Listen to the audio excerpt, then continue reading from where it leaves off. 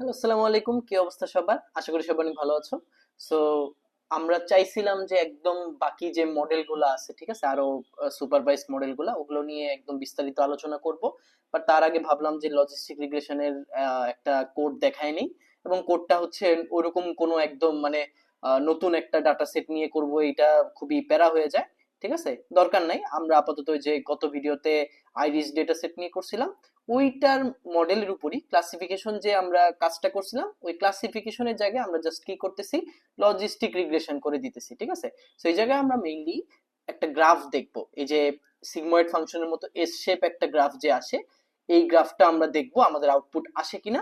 এবং এটা দেখার জন্য মানে আমরা এই জায়গায় যে কাজটা মেইনলি করতেছি, দেখো এখানে কমেন্ট দিয়ে যে জিনিসটা লিখে রাখছি যে train a logistic regression classifier to predict whether a flower is iris virginica or not. iris virginica কত নাম্বার ছিল?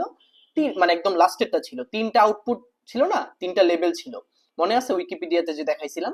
তিনটা আউটপুট হওয়া সম্ভব, এর মধ্যে সবচেয়ে লাস্টেরটা হচ্ছে আইরিস ভার্জিনিকা। সো ফিচারের উপর ডিপেন্ড করে, ঠিক আছে, যে আইরিস ভার্জিনিকা হওয়ার পসিবিলিটি কতটুকু।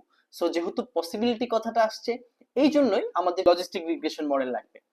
ঠিক আছে, সো এই জায়গাতে দেখো কি করছি আমি, কোডটা আগে লিখে নিছি, কোডটা লিখে এখন জাস্ট আমি তোমাদের এক্সপ্লেন করব। ইম্পোর্টের পার্টটা তোমরা এর আগে দেখছো।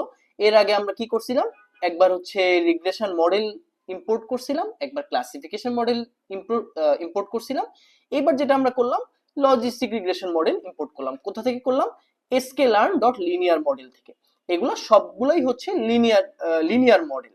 ঠিক আছে, আমরা এখন নন লিনিয়ার ওইভাবে আমরা এখনো কাজ টাজ করি নাই। তারপর কি করলাম, আমরা ডাটা সেট লোড করলাম, নামপাই কে ইম্পোর্ট করলাম, ম্যাটপ্লটলিব কে ইম্পোর্ট করলাম। এখন আমরা যেটা করব, যেহেতু আমরা একটা গ্রাফ প্লট করব, সো আমাদের কি লাগবে? এক্স এক্সিস আর ওয়াই এক্সিস। ঠিক আছে, সো এক্স এক্সিস এর জন্য আমি যে কাজটা করছি, এই যে মনে করো আমাদের যে ডেটা সেটটা আছে, ঠিক আছে, ডেটা সেটের যে কোনো একটা ফিচার নিছি, যে কোনো একটা কলাম নিছি। এখানে মনে আছে, এখানে আমার যে চারটা এরকম ফিচার, মানে চারটা ফিচার ছিল, সেপাল with, সেপাল length, petal with, petal length. তো এটা হচ্ছে, ধরে নাও তুমি এটা অন্য একটা নিয়ে কাজ করতে পারো, আমি ধরে নিছি যে আমি এখানে শুধুমাত্র পেটাল লেন্থ চাচ্ছি। ঠিক আছে, আমি পেটাল লেন্থের উপর দেখবো, পেটাল লেন্থের ভ্যালুর উপর আমি দেখবো যে আমার ফ্লাওয়ারটা এই যে আইরিস ভার্জিনিকা হওয়ার পসিবিলিটি কতটুকু। ঠিক আছে, জিনিসটা কিন্তু খুবই সিম্পল, এত কমপ্লেক্স করা কোনো কিছু নাই।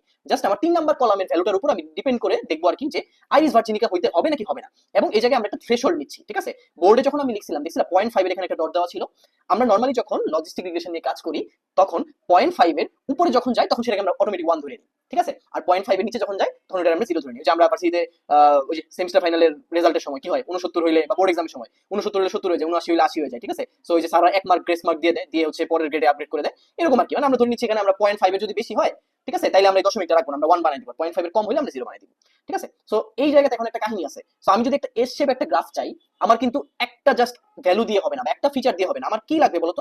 আমার লাগবে একটা কন্টিনিউয়াস ফিগার, বা মানে কন্টিনিউয়াস একটা গ্রাফ লাগবে। সো এই জন্য ফিচারের মধ্যে আমরা যেটা করব, একটা রেঞ্জের মধ্যে আমরা কি করব, ওই যে স্লাইসিং টেকনিক পড়েছিলাম না পাইথনে, ওইখানে আমরা স্লাইসিং টেকনিক দিয়ে যেটা করব সেটা হচ্ছে একটা রেঞ্জের মধ্যে আমরা টোটাল মনে করো 1000টা ভ্যালু নিয়ে নিব। ঠিক আছে, নিয়ে ওইটা রেসপেক্টে আমরা দেখবো যে আমাদের গ্রাফটা কেমন আসতেছে। ঠিক আছে, সো এখানে আমরা যে কাজটা করছি, সবার ফার্স্টে ওই যে আমরা সিএলএফ দিয়ে আমরা কি করলাম, এর আগে যেরকম আমরা ক্লাসিফায়ার মডেল কে কল করছিলাম বা ওইটা আমরা ভেরিয়েবলের মধ্যে রাখছিলাম, এবার আমরা লজিস্টিক রিগ্রেশন মডেলকে রেখে দিলাম। তারপর কি করলাম, তারপর করলাম ফিটের মধ্যে দিলাম এক্স আর ওয়াই। ঠিক আছে, ওয়াই এর মধ্যে আমি জাস্ট এখানে কি করছি, দেখো এখানে আমি যেটা করছি যে শুধুমাত্র যদি 2 হয়, 2 মানে কি, শুধুমাত্র যদি আইরিস ভার্জিনিকা হয়, তাহলে সেই ক্ষেত্রে আমাকে ট্রু রিটার্ন করবে। ঠিক আছে, বা 1 রিটার্ন করবে, আর বাকি ক্ষেত্রে আমাকে কি রিটার্ন করবে? ফলস রিটার্ন করবে। তোমরা এই কোডটা পাওয়ার পর দেখবা যে প্রিন্ট এক্স দিয়ে দেখবা কি আসে, শুধুমাত্র 3 নাম্বার কলামটা আসে কিনা। প্রিন্ট ওয়াই দিয়ে দেখবা শুধুমাত্র মানে ট্রু ফলস বা 0 1 আসে কিনা। ঠিক আছে, শুধুমাত্র 2 নাম্বার, মানে আমার যে ট্রেনিং ডেটা সেটটা, ট্রেনিং ডেটা সেটে শুধুমাত্র যে 2 নাম্বার মানে যে রেজাল্ট লেভেলটা, ওইটার ক্ষেত্রে খালি ট্রু আসে কিনা।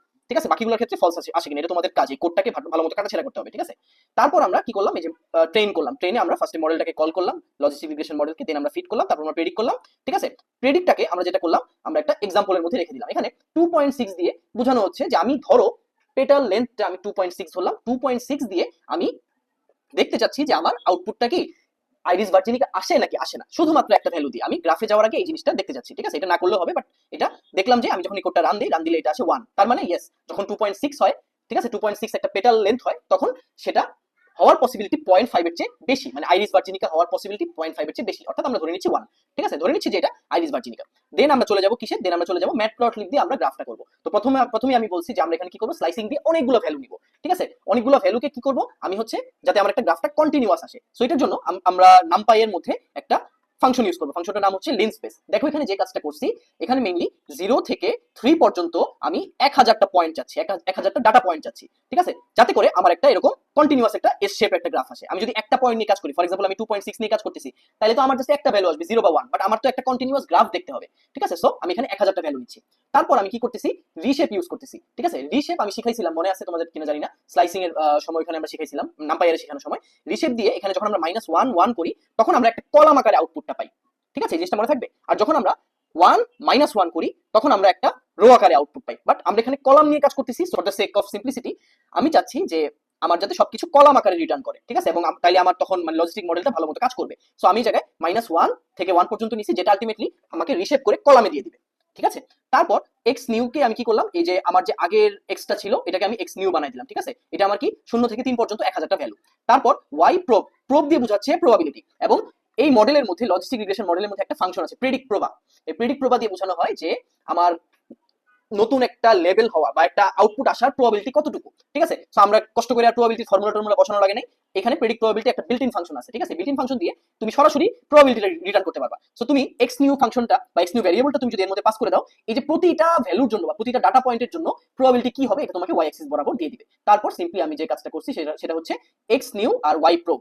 ঠিক আছে, এই যে এক্স নিউ আর ওয়াই প্রোব, এই দুইটা আমি এক্স এক্সিস আর ওয়াই এক্সিসে দেখতেছি, এবং লেভেল আমি এটা দিয়ে দিছি যে গ্রিন কালার গ্রাফ হবে, জি দিয়ে বুঝাইছি গ্রিন কালার গ্রাফ হবে, আর লেভেল দিয়ে বুঝাইছি এটা ভার্জিনিকা। ঠিক আছে, তারপর জাস্ট পিএলটি ডট শো দিলে আমার গ্রাফটা সামনে এসে যাবে। ঠিক আছে, সো দেখো গ্রাফটা খুব সুন্দর একটা গ্রাফ আসছে। ঠিক আছে, দেখবা এই যে 0.5 এ কিন্তু মোটামুটি মিডল পয়েন্টটা লে করতেছে, এবং এটা হচ্ছে সিগময়েড ফাংশন। আমি কি বলছিলাম, ত্রিকোণমিতিতে সবচেয়ে সুন্দর যে ফাংশনটা, ঠিক আছে, যেটাকে বলা হয় মানে একদম যে দুনিয়াতে মানে সবচেয়ে সুন্দর ফাংশন। ঠিক আছে, সেই ফাংশনটা হচ্ছে এই যে এই ফাংশনটা। ঠিক আছে, সো এই ফাংশনটাতে দেখো যখন প্লাস ইনফিনিটি বরাবর যাচ্ছে, তখন কি হচ্ছে, ভ্যালুটা 1 হয়ে যাচ্ছে। মানে আমি যেটা দেখাইছিলাম 1 বাই মানে 1 plus E to the power minus x, এরকম আর কি। ঠিক আছে, যখন এক্স এর ভ্যালু প্লাস ইনফিনিটিতে যাচ্ছে তখন 1 হয়ে যাচ্ছে, যখন এক্স এর ভ্যালু মাইনাস ইনফিনিটিতে যাচ্ছে তখন 0 হয়ে যাচ্ছে। সো এটাই ইন শর্ট হচ্ছে আমার লজিস্টিক রিগ্রেশন কোডটা নিয়ে তোমরা একটু কাটাছেড়া করে দেখবা। আমি একদম লাইন বাই লাইন জিনিসটা বোঝানোর ট্রাই করলাম, এবং পরের ভিডিওতে আমরা বিভিন্ন মডেল নিয়ে একদম বিস্তারিত আলোচনা করব, যতগুলো সুপারভাইজড মডেল আছে। তারপর আস্তে আস্তে আমরা আনসুপারভাইজড এবং ডিপ লার্নিং এ যাব, বিভিন্ন ধরনের প্রজেক্ট করব, রিসার্চ করব, এবং অনেক মজা হবে ইনশাআল্লাহ। ঠিক আছে, সো আজকের ভিডিও এই পর্যন্ত। See you in the next video.